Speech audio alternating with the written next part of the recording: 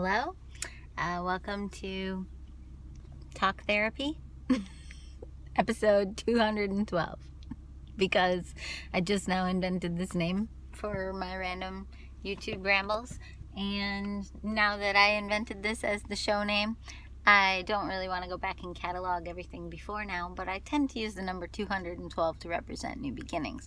So this is sort of a new beginning and sort of not at all. That's what I always do.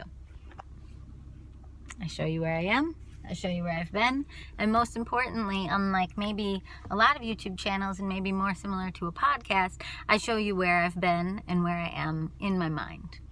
And I believe that minds are an accurate reflection of a snapshot of a moment in time, which in my life is both personal and political, spiritual, collective consciousness and collective unconsciousness. I feel very, very, very, very, very affected by things around me. I have actually had to kind of unfollow some things, so this won't really be an accurate reflection or cross-section of conservative or progressive politics, because I've unfollowed a lot of things, and I've had to do that for my sanity so that I can just kind of sense my way in the world. And it's a little like moving in the dark, because then I'm just guessing how people are thinking and feeling. Oh, there's two cute little birdies. They both just landed in the bush together.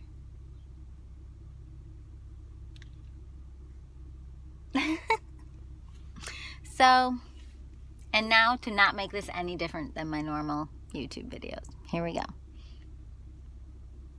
Yeah, I don't want to get lost in long introductions. I just want to be my same old self. Maybe I'll turn off the car.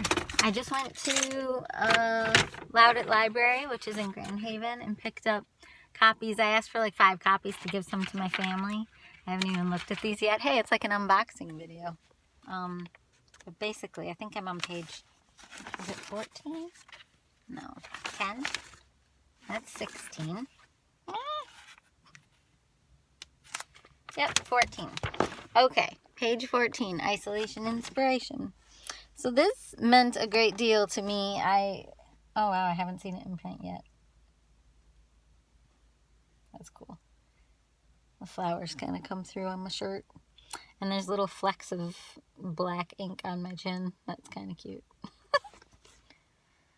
That's really pretty. Thank you, Review West Michigan. I don't know that I've ever felt so valid. To be perfectly honest, all my life I've been seeking validity, and the way that I've been seeking it is by aligning to other people. Like, oh, you're doing a movie on themes that you care about, and I'm a song factory, so I can create the kind of music that you need for your short film. That was 2002, where I wrote Fairies. I wrote the hit song Were the World Mine, or I don't remember what, I can't remember all the titles, but fairies away, fetch me that flower, up and down and up and down, I will lead them up and down. That was the theme from the short film that then was also used in the feature length Were the World Mine. And I loved writing that music, but I'll be honest, it was partly commissioned. They asked for something that sounded kind of Ben Folds, kind of In Sync, and kind of Bjork. I think those were the 3. I could be getting one wrong. No, I think that's right. So that wasn't the style I was writing in at the time, but I just really absorbed Ben Folds, Bjork, and In Sync, and kind of really tried to not think it, I guess you could say. Just kind of let it in me. I was living in Chicago newly. I had just moved there, or maybe, yeah, I think that was then. So that's confusing, because now I'm mixing up my own timeline. Maybe it was 2003. Maybe it was that they scouted me in 2001 and 2002, and then 2003 I wrote that song, because I'm remembering the apartment I lived at. It was a tiny, tiny, tiny studio on the corner of Armitage and Clark, across the street from the Lincoln Park Zoo. Ridiculously tiny studio for way more than I pay for my half of this house. I remember my friend Megan came over, and she was thinking, where the bedroom was, and it was no, that one door goes to the bathroom. This is the whole space. So it was really small. It's like a 1-room apartment. Smaller than most bedrooms. So anyway, but I liked it there. But I remember sitting at my tiny little desk and listening to, You know, actually, now Ryan Adams is coming. I was listening to Ben Folds, and I listen to a lot of things, and I remember being on e-diets there. Like, anyway, my point is, that's very commissioned. To be somebody who wants to succeed in the world is to be somebody who wants to succeed in the eyes of others. Because what is success except the eyes of others observing you and deciding that you have value and then deeming you valued? Boop. And giving you an award, or like winning a reality show, or, oh, I know you don't win some reality shows, but like winning a vocal competition, or, I mean, I wouldn't win those because I'm not like a vocal kind of person. Like, I'm very untrained. I sing because I need to say the words. I sing for the same reasons I speak these videos, and I love singing. Like, I love it, but I also hate it because my voice just doesn't always do what I want it to do, probably from a lot of trauma and a lot of blockage. If you're somebody who has kind of shut your own voice down, it's not really a metaphor. It's true. The things that feel like metaphors are also simultaneously true. So, like, shutting your voice down means you literally blocked your own energy that used to flow to your voice. It could be before you were old enough to even be conscious of doing it. Maybe you were yelled at when you were 3 years old, and now you're tiptoeing and walking on eggshells to make sure you don't rock any boats on the topic of the thing you were yelled at. You have to, like, shut something down in you, like, push yourself into a tiny little beam of non-invasive light so that you're only doing or saying the right things. And some people rebel at a very young age, and through rebellion they find ways to hold on to themselves inside of the systems that they're in. I was more of a, I don't know how to do that, so I'll just shut it down completely. And then I became a kind of follow everything instructed and projected at me kind of person, and that can really create a lot of problems in your later life. My tummy's grumbling. Maybe my tummy's agreeing. Maybe I just need to eat lunch. Anyway, yep, so this is a moment of intense, pride's the wrong word, because pride can have a dark side. But if there is any light side to, and I struggle with that dark side, because I don't want to fall into narcissism. I don't believe that has value in the world. And when I don't have any value in the world, I get very depressed. If I feel like not just the image, but the energy I'm putting out there, if it falls even slightly into narcissism, if this is truly, like, I'm fine with if this is truly just for me. But even if this is truly just for me, like, I'm fine with it in the sense of I won't stop doing it just because no one's watching. Like, that doesn't make sense to me. And so when I say if only 2 people are watching, like has been the case sometimes for many times, because my output is so fast, or because my organization skills are so lacking. I mean, who knows? It could be anything, or because I don't like editing. I mean, and it doesn't matter to me why people don't resonate with what I do. And I say that because it used to matter so much to me. And I think it's just important to kind of let go of some of those ideas, because they're all spending your time in your life in the negative of what's wrong with me, blah, blah, blah, you know, and it doesn't, and I didn't mean to mock that just now. I just mean, I think that's a common problem people have, is they open a crack of a door or a window inside themselves, inside their voice, inside their heart, something. They start to open it a crack, and then they find proof in the world as to why they closed that door, why they blocked that off, why they covered their eyes, plugged their ears, stopped speaking, stopped feeling, stopped you following their gut instincts. Like, these things that I think we think are spiritual are not spiritual. They're life compasses. They're normal. They're human. I think sometimes of spirituality as like things that science doesn't really have words or scientific definitions for yet. Because the spots where it is starting to merge, like quantum physics or something, is like, I mean, if the spiritual community was jerks, I just thought that would sound cute, but I realized as I was talking that the proper grammar was probably were jerks. But whatever. Anyway, if the spiritual community felt like being jerky, they could be like, told you so, told you so, told you so, told you so. But like, I mean, and I'm talking back like thousands of years, like people like seeing blue lights in their head or something when they meditated or something, and then like science actually showing certain, I don't know. I don't know what I'm talking about. It's just like something I read like 4 years ago, 5 years ago, and I don't really remember what it was. But anyway, it confirms my belief that things can be confirmed later on, and in fact, that's what science is. Science is admitting that it doesn't know. So I don't think it's wise, if you're someone who believes in science, or say you're an atheist or whatever, I don't think it's wise to say you believe in science to mean this. If you say you believe in science, that means you believe in possibility and you believe in the unknown. Because science believes in possibility and believes in the unknown. Science, more so than spirituality almost, is fundamentally 100% geared toward that awareness of a future unknown that it wants to explore and label and define and explain and blah, blah, blah. Cool. But spirituality is often similarly focused on that unknown, but in my view, a little more comfortable just kind of sitting with, and that's okay. And we don't know it, and that's okay. The peace of that. And I could say like, oh, the peace of Christ be with you. Or I could say like, you know, peace like if you're in yoga and meditation and you're in a pose and you're in a moment. Or like Eckhart Tolle, or however you say his name, you know, the power of now, and you're really in that moment. There's a peace to that. There's nowhere to go. Whereas science is actually very anti-peace in a way. Well, okay, not anti-peace. It's lacking peace because there's always more to know and more to discover. And I'm not against that because I'm like holding out a lot of hope for like vaccines or discoveries, scientific discoveries. My art glasses are crooked. I was going to leave these off and then I started looking for them. They're not, and I was like, why am I not just leaving them off? I don't need them on right now. Anyway, I'm not feeling very cute, but I know I'm feeling cute inside, but I'm not enjoying looking at myself right now, which happens sometimes. You know, it's not an against myself thing, really. Anyway, they sent me 10 copies of that. Oh, I didn't finish that story. My energy's all over the place because I'm finishing my taxes today. Okay, so now I have two themes I want to talk about. Well, I also brought up the science thing. Talk therapy. This is why I don't go to therapy, because I think all these topics have value.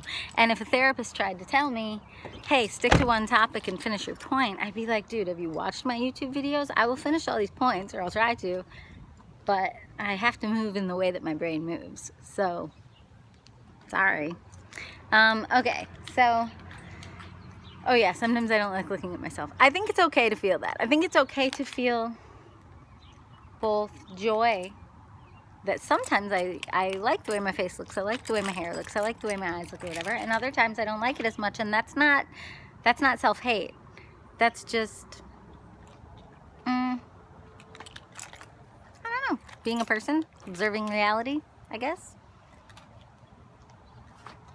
But I'm not going to stop, see, that's the growth for me, is I'm not going to stop making this video because this video is about ideas. And I know you can see me right now, and maybe you don't dislike the way I look right now.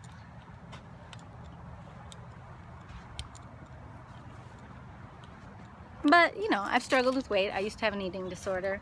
I still have an eating disorder. I'm careful to use terms that are medical terms for things. I'm careful not to usually use those terms because I'm often not seeking help in the traditional ways.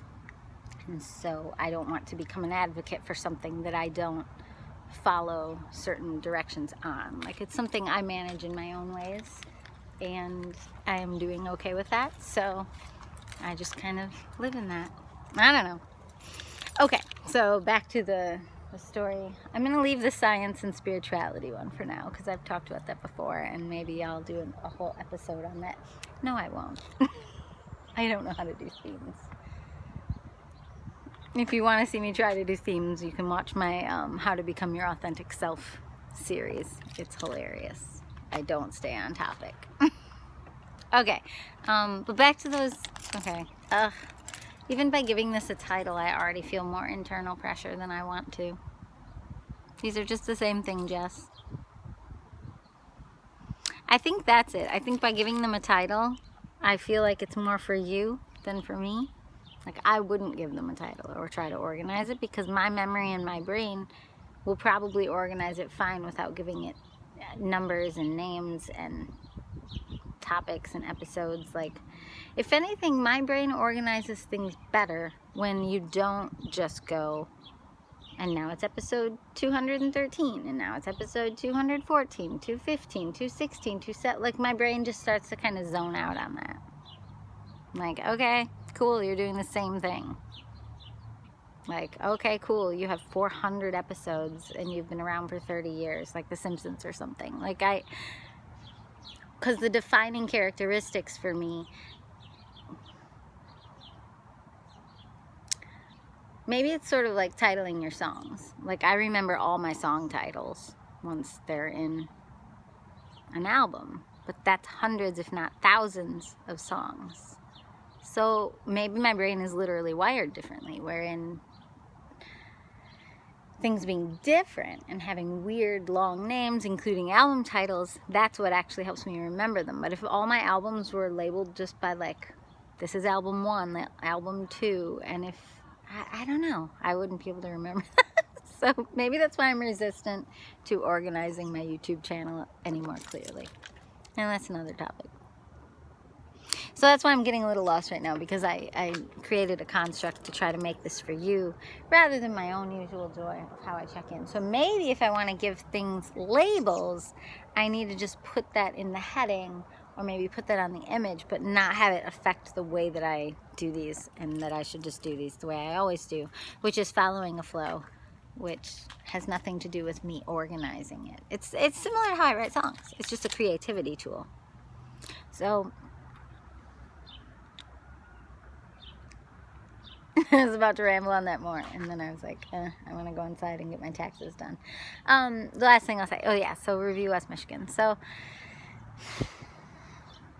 it's been really, most of my life has been kind of serving other people, up until about 5 years ago, maybe 4, has been kind of serving other people's creative visions, whether it was movies, whether it was being a music director for musicals, whether it was jobs where I was the piano player, and I learned to play piano for at least 500 different choir songs or individual songs that people needed me to accompany them for, and there is creativity in that. Like, I haven't felt a lack of creativity while living my life that way. Same with teaching piano lessons, focusing on songs other people wanted. It's not that I don't feel any creativity in that. It's just that I've received most of my validation in my life for things that don't use this. Like, put it this way. If money wasn't real, if money was never an object, and I could be my pre-18-year-old self, which includes, you know, pleasing teachers and writing papers and getting A's and how good that felt, but if I could be my pre-18-year-old free time self, where my meals and my housing was provided. In other words, like if I had a sugar daddy. No, I'm kidding. Sort of kidding. But like, you know, if I really didn't have, I guess, attachments, worldly obligations, I was going to say. Like, I don't know. Like, if this was just a structure I could just live in for free. You know, I would obviously still do work. That's just who I am, is to do lots of things, create lots of things. But yeah, I guess the Review West Michigan thing just really jumped out at me as meaningful, because it was somebody saying in print form and then sharing in print form that all these things that I do just for fun, for free time, for hopefully helping to connect with or heal the hearts or minds of other people, to give them value and validate whatever their natural creative instincts might be, not just what the world wants to validate. I mean, these creative challenges that I did, I could say they're for myself, but I could have done it without the organization. So I didn't need it to say 12 albums in 12 months or 365 songs in 365 days. Like, I didn't need that. My workflow was already there.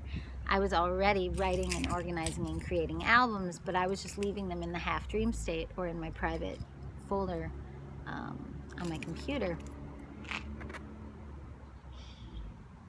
So in a way, all of that was kind of what I was just saying I don't want to do with these talk videos, but maybe I will. Just post, not during. Just put a little title on them to give them a number or a name that you can latch on to if you like these but it just feels too chaotic to you. But if you like whatever messages that I share and it's helpful to you, maybe I'll try to organize it on the back end a little better for you. Because I give them the weirdest titles, and that feels really creative and fun to me, but maybe I should do that in the liner notes, but make the search bar ones a little easier. I don't know. Maybe I'm just shooting all over myself. I always say not to do that, but the world is what the world is, and sometimes I think I get so defiant that I want to, like, even throw away the reality of what the world is, which is that the world does prefer things that have episode names or numbers or go in some sort of order or are refined in some way. And I can't change myself so much to make myself refined because I don't make money from these, and that would be a lot of laborious work that I don't even care about, because I don't mind you seeing the weird moments in between moments that most people would edit out. But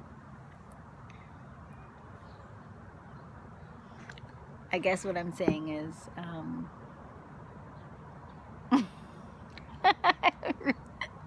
this is the most all over the place video I've made in a while. I'm in a really weird mood. I swear it's because of all the energy I'm feeling with trying to get my taxes done today. So, yeah, I guess what I'm saying is thank you, Review West Michigan. Thank you for writing an article on my weird challenges. It's the first time I've really felt just purely valid for something I 100% made up in my own image, wisdom, vision and being. Like, it just felt right to, when I was feeling everything I was feeling in early 2017, to take all that feeling and turn it into something that felt creative, like a star, like, you know, to make it something people could watch, could experience, and could be inspired by. And the amount of feedback that I've gotten, that much transparent creativity, actually it's not amount of feedback, I haven't gotten it, well I do, I get a lot of good feedback, but I get it like more intensely than I ever have in my life. So the last few years, it's not that I have more fans. I almost have the same amount of fans. Well, I actually do have more fans. So that is one aspect of it that's been really nice, is reaching more people. But the other thing that's been really nice is just the intensity. I've always gotten a lot of intensity for music. Like, I would get letters written to me when I was playing songs in Chicago, and people feeling seen. Or heard about topics that they often didn't hear songs about. But what I'm getting now more of than ever before is like other creatives, which I believe everyone's creative, but specifically like maybe blocked creatives, or people who want to be more creative, or maybe people who want to be more expressive. That's probably a better way to put it. People who want to be sharing more of who they are in the world. But there's something about me that I keep getting a lot of feedback that who I am is giving them permission. Permission's the wrong word. That who I am makes them feel less afraid, maybe? No. That who I am and what I do is, I guess inspiring is the only word. That's the main word that I get. So I think it's a little bit about my intensity of workflow. That was a bug. The intensity of workflow. It's not necessarily these videos. It's just the frequency of workflow. And I would imagine that it's a little bit, my sense is that it's also from the way that I work through the issues around workflow. So the way I use words to unblock myself and to unblock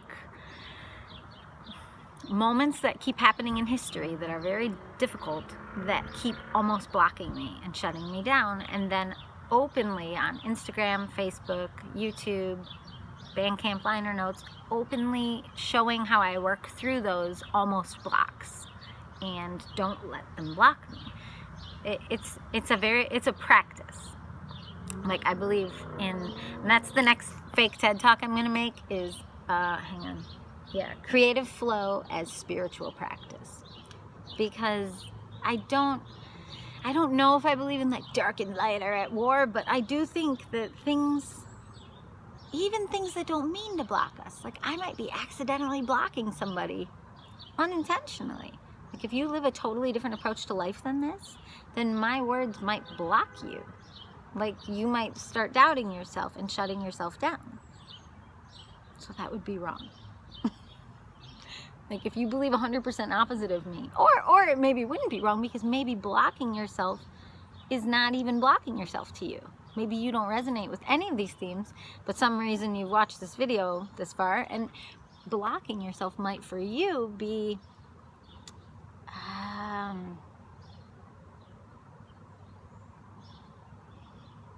condensing yourself. No.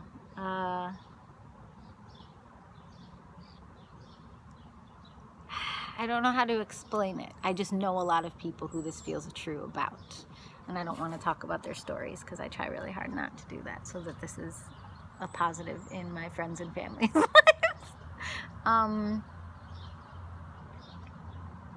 It's this thing that some people do that feels almost like wisdom. Focus. Okay. Do you... I could call this episode something like ADD something or other, even though I'm not officially diagnosed, because sometimes my mind moves very clearly and linearly. Right now I can feel that it's trying to do 5 ideas at once, like ching, and that's okay for me and for anyone who relates, but like, I understand that that's not only not for everybody, but that's not even, that's not it's not for everybody to do, but it's also not useful for everybody to witness or experience. It's also not useful for all topics.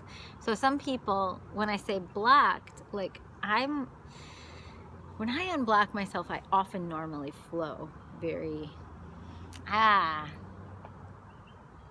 no, I don't. When I unblock myself, I do tend to have about 5 balls in the air, which is very similar to that. But normally I can manage them a little more gracefully. Right now my energy is very fragmented from doing taxes, which has this like hyper time. It's why I don't like playing shows, to be perfectly honest. I love performing. Performing would be something I could focus on once I'm on stage. But I don't like playing shows because the day of the show, and ideally the day before and the day before, you need to have such a type of focus, which is what I'm getting at right now with this. Why I don't think unblocking is necessarily right for everyone, in which case you do you. That focus is, it's like a dart. Now do this, now do this, now do this, which you could argue isn't that different than what I'm doing right now. I'm just interrupting myself mid-sentence, 1,800 times. But people who know how to do that often have a blocked, in my opinion, blocked energy, but maybe blocked would be the wrong word for that. It's like concentrated, like orange juice, concentrate. You don't want to drink it by itself, so that's a bad example.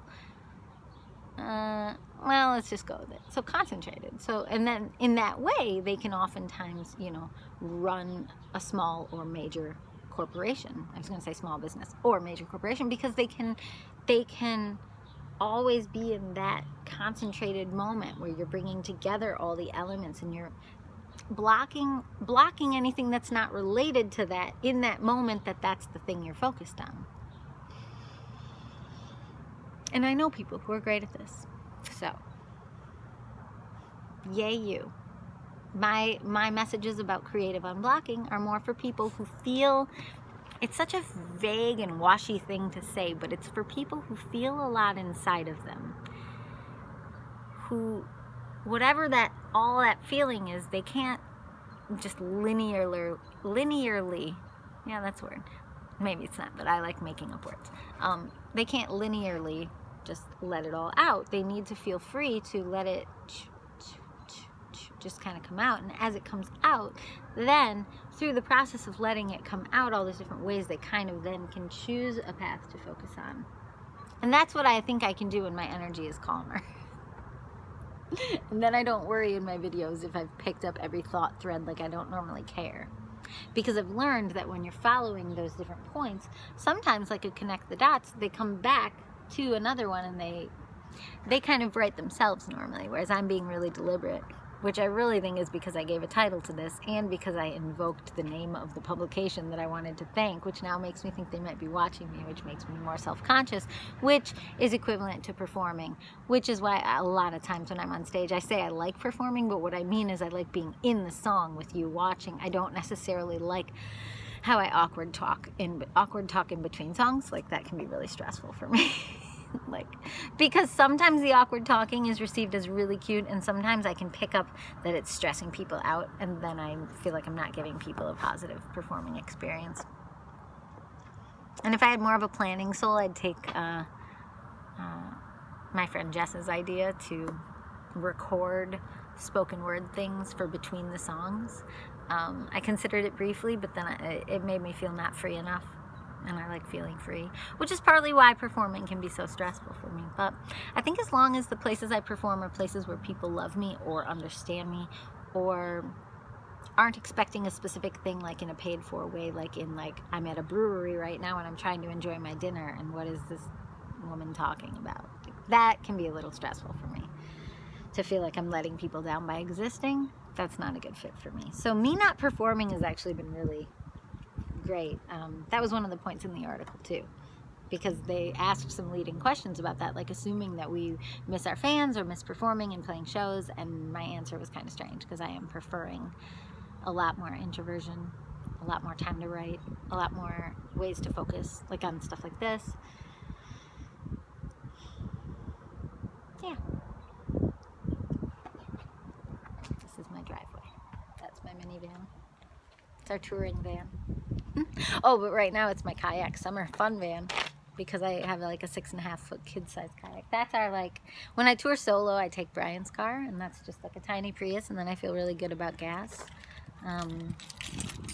But I'll show you I guess I don't need to show you this. You can see kayak. It's green. It's kid size kayak. But like a teen size, because there were 2 different weight limits, and I'm not under the lowest kids weight limit. I'm just on, yeah, I won't get into that. That's body image issues. We don't need to talk about that. So, yep, I will wrap this video up by saying thank you for watching. And if you like my weird meandering nature, even if you don't like everything I post, because who would? I don't even know what I'm going to share or post until I do it. But if you like it, you can hit subscribe. I would appreciate that. I'm 1 person away from having enough YouTube followers to change my channel name from like 1 million letters and numbers, or not 1 million, 25 maybe, some random code, and then when you hit 100 subscribers you can change it to your own name. So I'm at 99. So if you want to, feel free. I decided I wasn't going to promote that like intentionally out on my social media, because then it just felt like, well, then did I really get another subscriber, or did somebody do it out of guilt? Holy cow, that's a gross thing I should unpack someday. Like, if you ask someone to do something, they can just choose not to do it. Like, why does that limit me even asking? They don't have to do it. And if they feel guilt and then they do it out of guilt, then that's some karma they get to work through, because I've worked through that karma for the last decade. So if you follow something out of guilt because you love someone and you want to make them happy, but then you don't love the thing they're doing, but then you don't feel like you can unfollow because you don't want to seem mean. This is me, everything in my life. Then you have choices. One choice is you can like unfollow that person completely so that you're never asked to do anything, like go to their house shows or watch their videos, and you can unfollow them completely so that you never have to experience that process of guilt. You can watch them ask for things and learn to, in your mind, say no. You can, as they ask you, will you watch this video? Will you come to this show? Will you do this thing? You can, in your mind, without resentment, learn to just say no. That doesn't interest me. Or when you're saying that no, you need to maybe allow yourself to realize that you're saying yes to something else. You're saying yes to all the other things that you do want to make time for, that you do resonate with. Maybe it's loud rock music, and I am not loud rock music, you know, whatever it is. So if you have guilt, if I ask you, will you please subscribe to my channel if you are interested in it?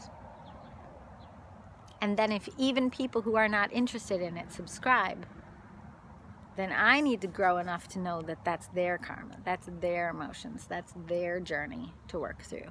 That is not my responsibility to save them from their own experience of feeling guilty or obligated or enmeshed with me asking of them. Well, that's how my videos normally are. They're more for myself. But I don't say that because then that sounds like I don't want you to watch. But clearly I want you to watch because I want you to go through this weird thinking process with me. It's like, I feel like what I'm trying to do is be my own therapist, and then through using my own weird thoughts and feelings as a creative artist, kind of be a surrogate therapist in a way for all the other creative weirdos who have way too many topics to think through and feel through than is appropriate or fits into 1 hour a week or even 2 hours a week of therapy. Because I've tried it, and it's, if you have a brain like me, like, it really is a mess. One time I did a what's called 4th step in a 12-step program where you write out all your resentments and you figure out who to talk to with the help of somebody else who's been through it before. And mine took 17 hours and 200 pages, and I'm actually not that bad of a person. Like, the things that I had done were not that atrocious. It's just that I was grotesquely specific, the way these videos go on and on. So that was never conducive to, you know, the fact that a woman, specifically a friend of mine who I met in that program, who happened to be a therapist, the fact that she was willing to sit with me for 17 hours to go through these things, and it was mostly me talking. It was just her listening. So it's very similar to what I'm doing right now. And then I've just absorbed a lot of wisdom from all these people, or from books, or from other videos, or from my sister or my boyfriend or other people who have their own wisdom that they bring to the table. And so that's why I say I don't need therapy. It's not because the therapeutic process doesn't help me. It helps me greatly. And it's not because I just 100% believe in myself, because that's not true. I rely constantly on books, videos, tons of different videos. I like them. They're favorited. I mean, people from different belief systems, different spiritualities and religions and emotional practices, and then things that aren't videos, like specific people in my life who are really helpful to me. And I clearly don't believe in just leaning on myself. Myself gets completely lost. So I believe in the therapeutic process. I just don't believe in putting all your eggs in one hour a week basket as if that's an authority, because what I see happening time and time again in my friends, and certainly happened in myself, is you become dependent on that person, and then you feel like you literally can't process your own life, and you have to wait until Wednesday at noon because you're panicking, but you have 400,000 thoughts and feelings and experiences that happen, and then by the time you get to that 1 hour session, you don't know which thing to bring up because they all feel important, because guess what? They all are important. Your life's journey unfolding, it is a therapeutic process. All these thoughts and feelings that you're having from different experiences, from who hurt you, from who said what, from what your own mind said after you watched this or that movie, from something that happened in the news, in social media, it's too much for a traditional therapy model. So I think if you're in crisis, that's why I believe in therapy, because if you're in crisis, that focuses it. Now there's one thing, and you can deal with that thing in therapy, but even in crisis, therapy was very, very rough for me. Not because it didn't help give me different insights, but because, again, that 1 hour once a week thing, and who has money for much more than that, by the way, but that 1 hour once a week thing left me feeling like my crisis was addressed, and then in the last 5 minutes, sorry, gotta go, and then I was in complete panic for having unearthed it. It's like taking the Band-Aid off, beginning to clean the wound, and then while you're still in the cleaning process and there's still some crap in there, leaving the Band-Aid off, or some good therapist would try to put it back on and be like, well, I'll see you in a week. Well, good luck, you're on your own. I'll see you in a week.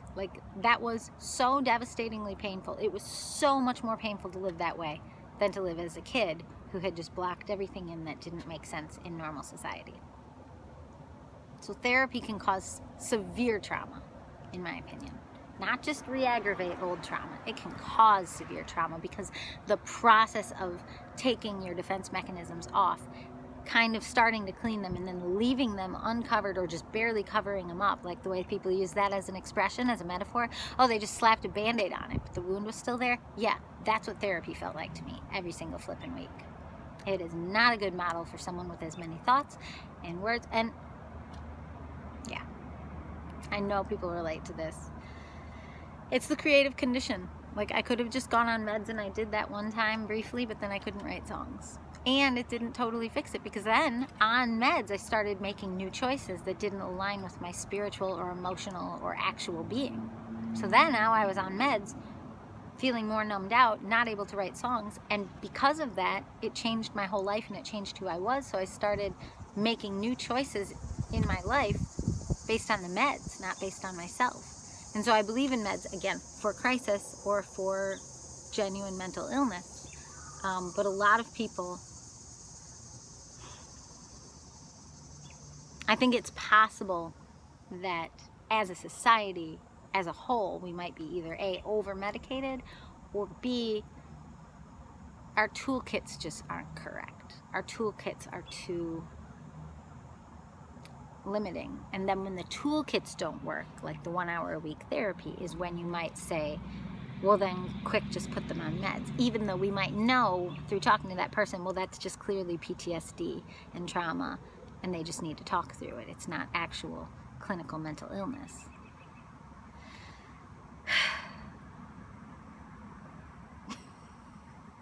That's more like what these videos are normally like. So, alright, well, there's a random check-in video, which I feel weird calling talk therapy as a joke, because I'm accidentally kind of slightly bashing therapy, but I'm not meaning to. Again, I'm not bashing therapy so much as I'm bashing the belief that it's therapy or bust, that therapy is the only therapeutic solution that has value, which I see sometimes in the liberal and progressive side of things. I see sometimes this like panic to not do things the right way in the liberal and progressive side of things, and I certainly had it.